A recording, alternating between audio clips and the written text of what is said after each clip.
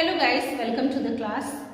आज की क्लास में हम लोग डिस्कस करेंगे फ्यूचर कंटिन्यूअस टेंस के बारे में।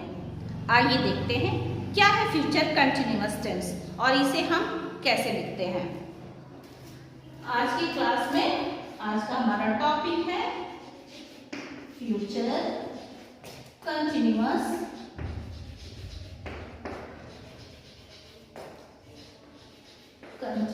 Tense.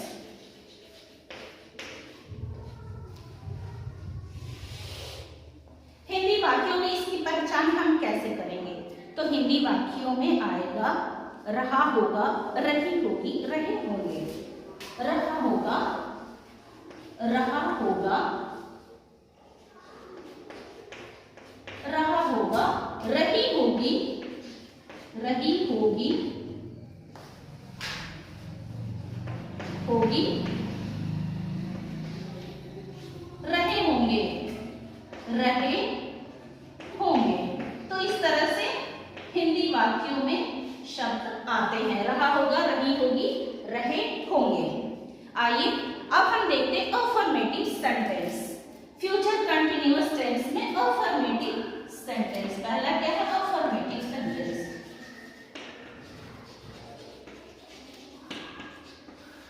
Affirmative sentence, affirmative sentences यानी सकारात्मक वाक्य। इसके सेंटेंस स्ट्रक्चर क्या होते हैं?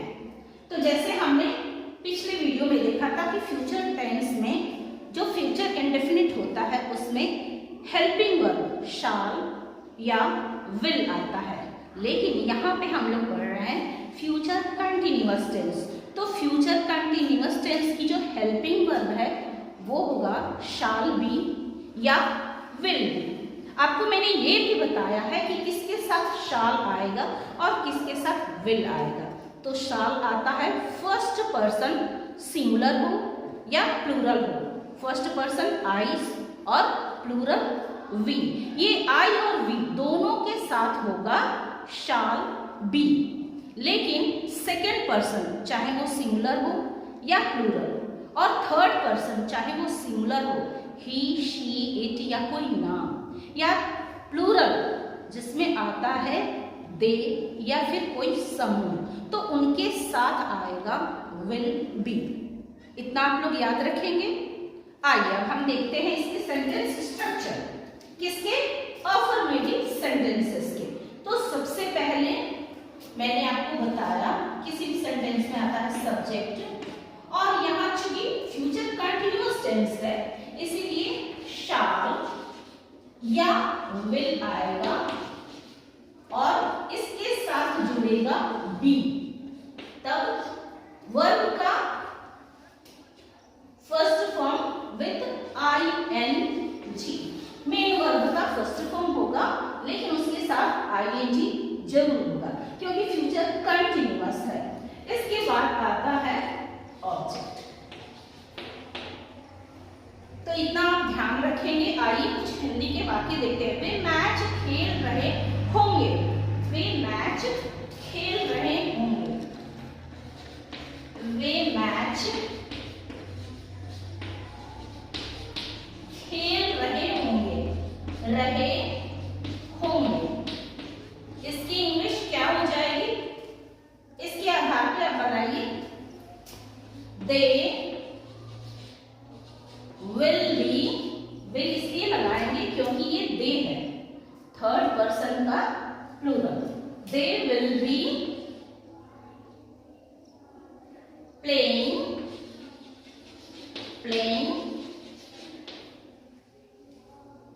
Match. They will be playing match. वे मैच खेल रहे होंगे। वह कल आगरा जा रहा होगा, वह कल आगरा जा रहा होगा, होगा। He will be going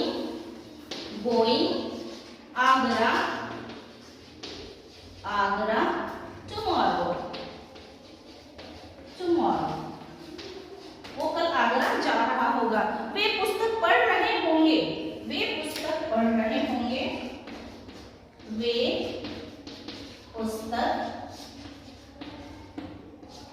रहे होंगे, वे पुस्तक पढ़ रहे होंगे। वे की English they will be reading book. They will be reading book. वे पुस्तक पढ़ रहे होंगे। तुम नाच रहे होगे, तुम नाच रहे होगे, तुम नाच रहे होगे। क्या हो जाएगा? You will be dancing. You will be dancing. हम फिल्म देख रहे होंगे, हम फिल्म देख रहे होंगे, हम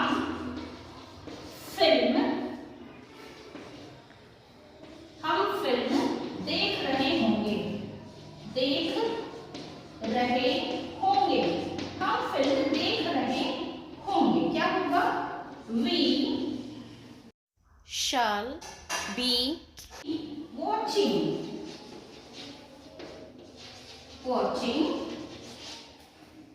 film।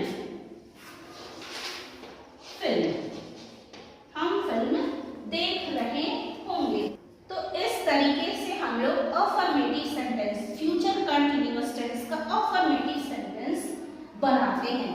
सब्जेक्ट पहले आएगा, शाल और विल, फिर बी हो जाएगा और मेन वर्ब का first form with ING and then object. तो इस तरीके से हम यहाँ हिंदी वाक्यों को इंग्लिश में ट्रांसलेट कर लेते हैं। आई होप ये क्लियर है आपको। अब आइए हम लोग देखते हैं नेगेटिव सेंटेंसेस।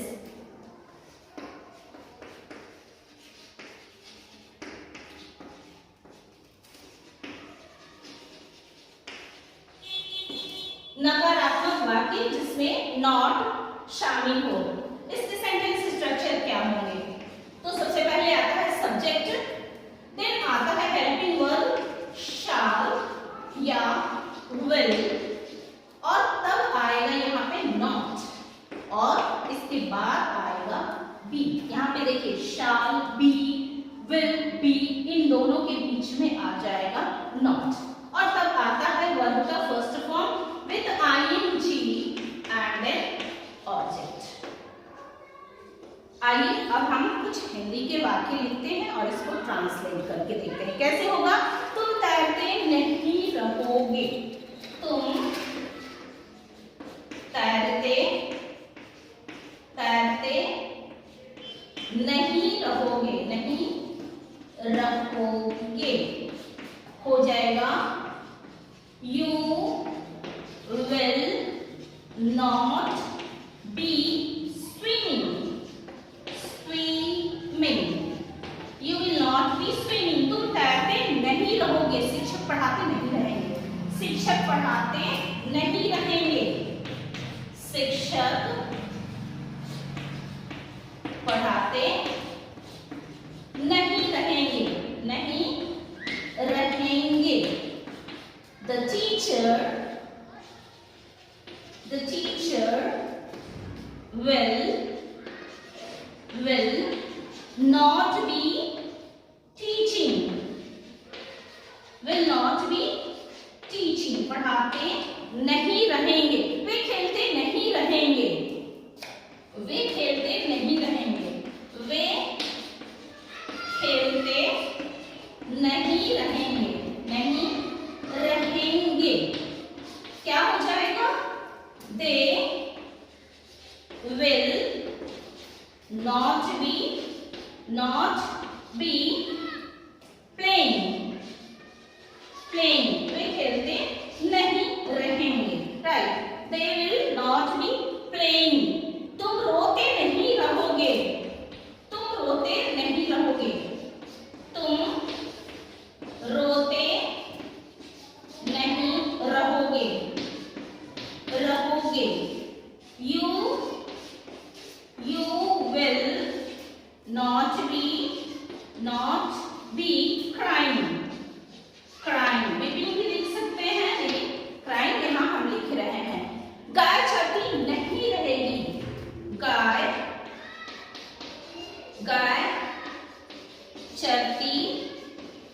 नहीं रहेगी, रहेगी।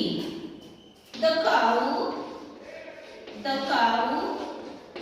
will not be grazing,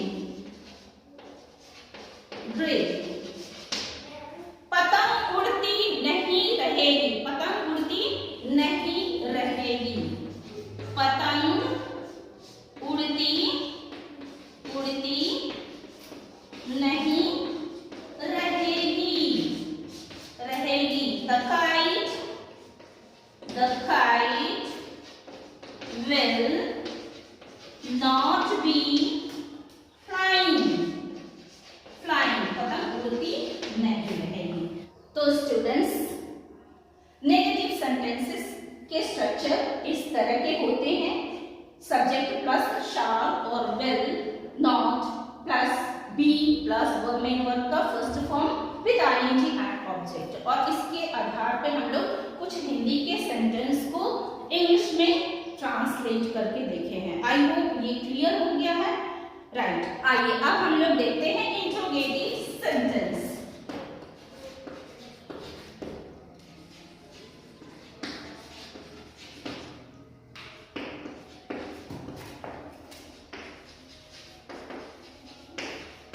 interrogative sentences जिसमें हम क्वेश्चन पूछते हैं, तो इसके सेंटेंस स्ट्रक्चर क्या होगा? तो सबसे पहले आ जाता है शाल, हेल्पिंग वर्ब सबसे पहले आएगा बिगिनिंग में, प्लस यहाँ पे सब्जेक्ट आ जाता है ये हेल्पिंग वर्ब के बीच में।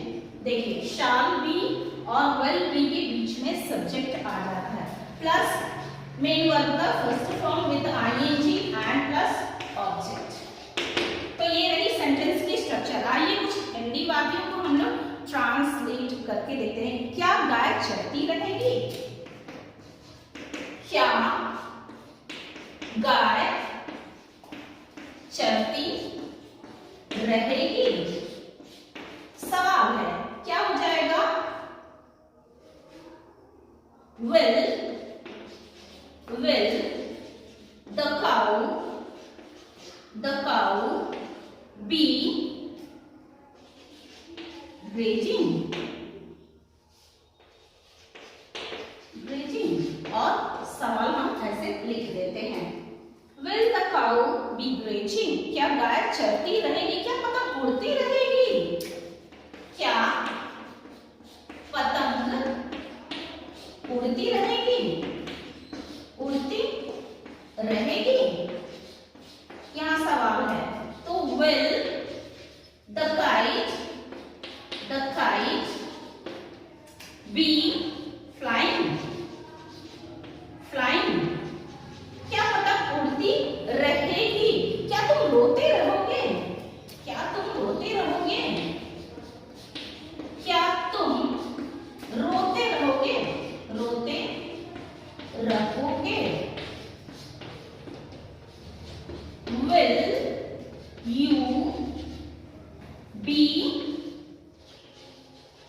you be crying? क्या तुम रोते रहोगे? क्या वे खेलते रहेंगे? क्या वे खेलते रहेंगे? क्या वे खेलते रहेंगे?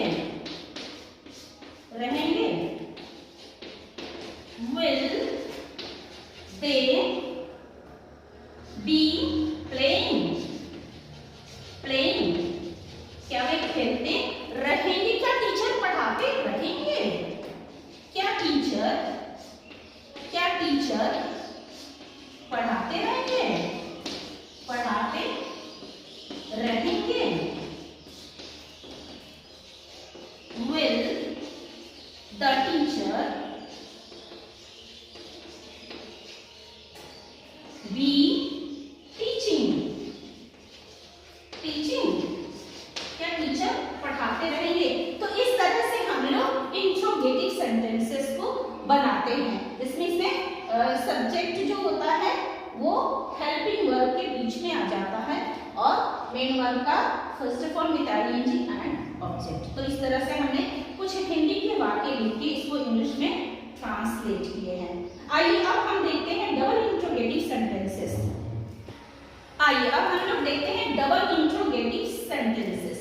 इसमें होता क्या है कि सबसे पहले WH वाले वर्ड्स आ जाते हैं सेंटेंस के बिगिनिंग में, फिर आता है shall या will, then subject plus be plus main verb का first form with ing and then object. अब आइए देखते हैं हिंदी के कुछ वाक्य कि कैसे बनाते हैं और ये सेंटेंस स्ट्रक्चर को कैसे उसमें हम लोग लगाते हैं। आप क्यों रोते रहेंगे? आप क्यों रोते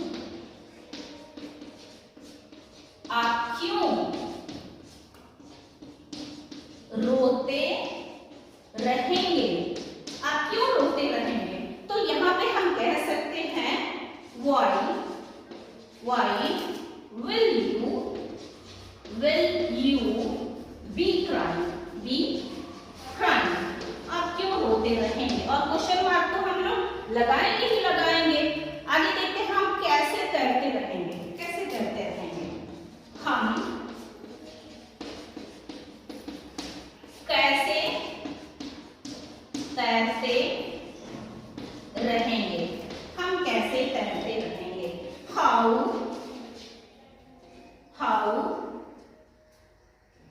क्या हो जाएगा? शाल यहाँ पे हो जाएगा। How shall we be swimming?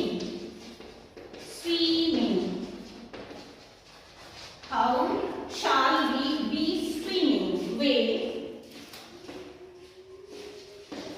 वे कहाँ पढ़ते रहेंगे?